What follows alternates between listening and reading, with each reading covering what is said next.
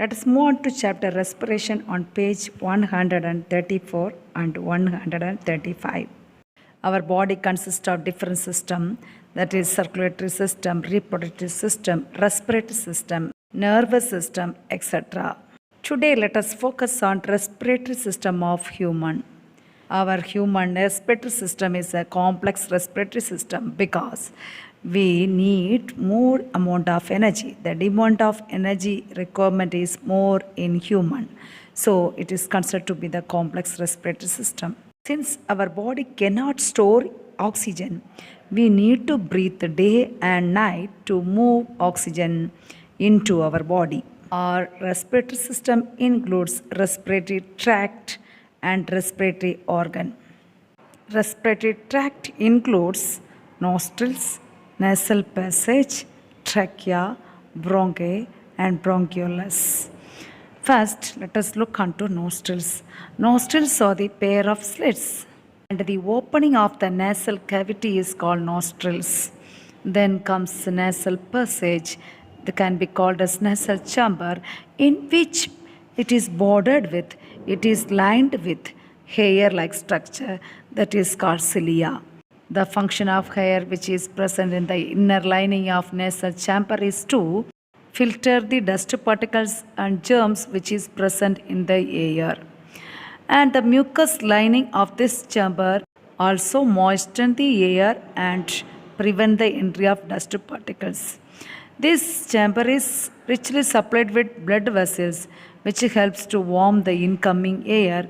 And the next organ in the respiratory tract is pharynx. Pharynx is a common passage at the back of the mouth for air and food. The air we breathe in enters through the windpipe. The entrance of food pipe and windpipe is guarded by flap-like structure is called epiglottis. It helps in controlling and directing the food to the food pipe and air along the windpipe respectively. When we eat food, the epiglottis, the flap-like structure epiglottis, will be closed in order to avoid entering of food into the windpipe. By mistake, when we talk while eating food, we need oxygen or air. So, epiglottis will be opened, the food will be entered into the windpipe. It causes choking, and it leads to death also. This is the reason our elders advise us to not to speak while eating. Because while eating, if you speak, we need air, we need energy. For that, epiglottis wall open and allow the air to enter into the food pipe. So that time the food which is present in the mouth also enter along with the air to the windpipe, which causes choking. So epiglottis remain open when we are breathing. It will remain closed when we are eating food or drinking water. The pharynx leads to trachea, which is a tube-like structure which is lying in front of the food pipe. This trachea then passes through the neck and it goes to the chest cavity. Its wall is surrounded by C cartilaginous ring. What is the purpose of this cartilaginous ring? This ring helps to prevent collapsing of these tubes during breathing. The trachea is also called as windpipe. This trachea or windpipe is split into two bronchi that leads to the lungs. Bronchus is a singular form of bronchi. Each bronchus further divided and subdivided into smaller tube-like structure called bronchioles. And each bronchiole is ended with tiny sac-like structure called alveoli.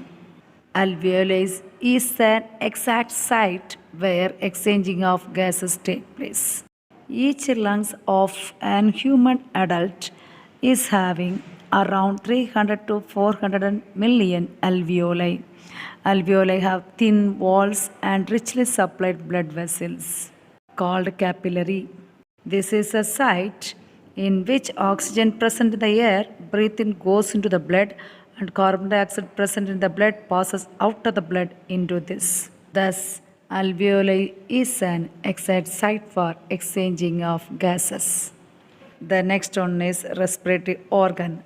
Each human being is having two lungs.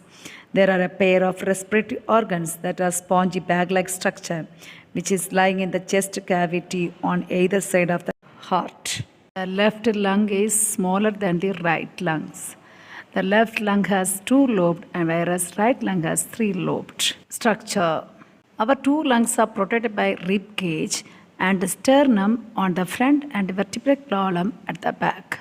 There is a dome-shaped muscular sheet-like structure called diaphragm, which is located just beneath our lungs. The coordination function of diaphragm and rib cage help this oxygen to draw and expel carbon dioxide by the lungs. Inhaling air is called breathing in air and breathing out air is called exhalation.